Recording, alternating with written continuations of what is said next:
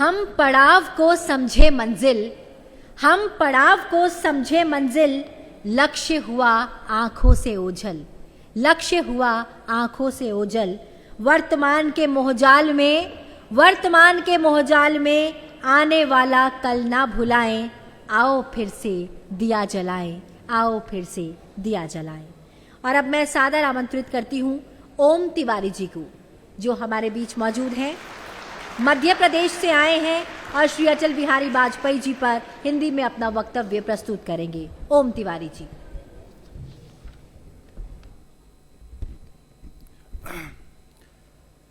दुनिया का इतिहास पूछता रोम कहाँ यूनान कहाँ, दुनिया का इतिहास पूछता रोम कहाँ यूनान कहाँ, घर घर सुबगनी जलाता वह उन्नत ईरान कहाँ। दीप बुझे पश्चिमी गगन के, व्याप्त हुआ बर्बर अंधियारा, पर जग के मस्तक पर रोली सा, अब भी शोभित है हिंदुस्तान हमारा, हिंदुस्तान हमारा। नर्मदा की आस्था, भीमबेटका की सभ्यता और महाकाल की दिव्यता सुशोभित भारत के हृदय मध्य प्रदेश से मैं ओम तिवारी इस गरिमामयी सदन को सादर प्रणाम निवेदित करता हूं। महोदय, आज संसद भवन के इस ऐतिहासिक केंद्रीय कक्ष में हम सिर्फ एक पूर्व प्रधानमंत्री को नहीं, अपितु उस युग पुरुष को नमन कर रहे हैं जिन्होंने इस राष्ट्र की अस्मिता के लिए अपना सर्वस्व न्यौछावर कर दिया, श्रद्धेय अटल बिहारी वाजपेयी। वो वाजपेयी जिनके लिए राजनीति से पूर्व राष्ट्रहित था, वो वाजपेयी जो भारतीय राजनीति के अजात शत्रु भी हैं और कवि शिरोमणि भी। महोदय, ये तो सर्वविदित है कि 1924 में मध्य प्रदेश के ग्वालियर में श्री कृष्ण बिहारी वाजपेयी जी के घर में अटल का जन्म हुआ था, परंतु यह बात पूर्णतः सत्य नहीं है, क्योंकि महोदय मेरा व्यक्तिगत मान्य है कि 1924 के बाद इस राष्ट्र में जन्मा हर एक पुत्र अटल है।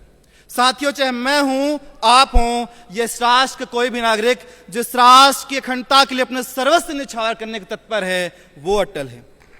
साथियों, अटल कोई व्यक्ति नहीं है, अटल एक व्यक्तित्व है, एक ऐसा व्यक्तित्व जो जब राजनीति पर कदम रखता है तो अपने राष्ट्र के लिए सत्ता के मोह से परे हटकर विश्व की सबसे बड़ी अर्थव्यवस्था को आग दिखाते हुए पोखरण परमाणु परीक्षण कर देता है। एक ऐसा व्यक्तित्व जो जब कभी बनता है तो अपनी वाणी से मातृभूमि को भी उत्कंठित कर देता है, और एक ऐसा व्यक्तित्व जो जब समाज कल्याण के संकल्प के साथ बढ़ता है तो सर्व शिक्षा अभियान के माध्यम से समाज के शोषित एवं वंचित वर्ग तक भी मुफ्त शिक्षा पहुंचा देता है। महोदय, आज से सहस्राब्दियों पूर्व आदि गुरु शंकराचार्य ने इस राष्ट्र की एकता के लिए 4 मठों की स्थापना की थी, परंतु 21वीं सदी में स्वर्णिम चतुर्भुज योजना के माध्यम से इस राष्ट्र की एकता के शिल्पकार अटल बिहारी वाजपेयी हैं। साथियों, जब मैं अटल जी के जीवन को देखता हूं तो मुझे सिर्फ एक प्रधानमंत्री कार्यकाल नहीं दिखता, मुझे एक युग दिखता है। एक ऐसा योग जिसमें सत्ता हो या विपक्ष, जिसमें संसद हो या संयुक्त राष्ट्र, हर क्षण राष्ट्र को संकल्पों का नया सूर्योदय मिला है। एक ऐसा योग जिसमें जब जब राष्ट्र के ऊपर संकट के बादल मंडराए हैं तब तब वाजपेयी संकट मोचन बनकर इस राष्ट्र की संप्रभुता की रक्षा की है।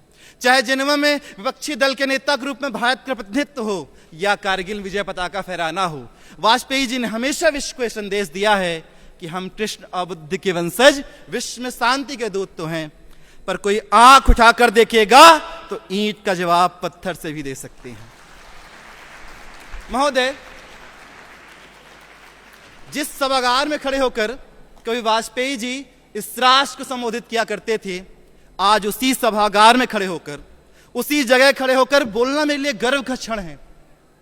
और ये सिर्फ मेरे लिए नहीं, इस राष्ट्र के हर एक नागरिक के लिए गर्व की बात है कि कभी विश्व पटल पर इस राष्ट्र का नेतृत्व अटल जी जैसे युग पुरुष ने किया है। परंतु मैं आप सबसे ये प्रश्न करना चाहता हूं, क्या सिर्फ गर्व करने से या स्मृतियों से अटल जी के सपनों के विकसित भारत का निर्माण हो पाएगा? नहीं महोदय, जिस दिन इस देश का युवा अटल को स्मृतियों से उठाकर अपने व्यक्तित्व में चरितार्थ कर लेगा, उस दिन मेरा भारत विकसित बनेगा। और न सिर्फ विकसित, मेरा भारत विश्व गुरु बनने की राह पर भी अग्रसर हो जाएगा। और अंत में मैं अटल जी की पंक्तियों के माध्यम से अपनी वाणी को विराम देना चाहता हूं कि महोदय, भारत कोई भूमि का टुकड़ा नहीं है, भारत एक जीता जागता राष्ट्र पुरुष है।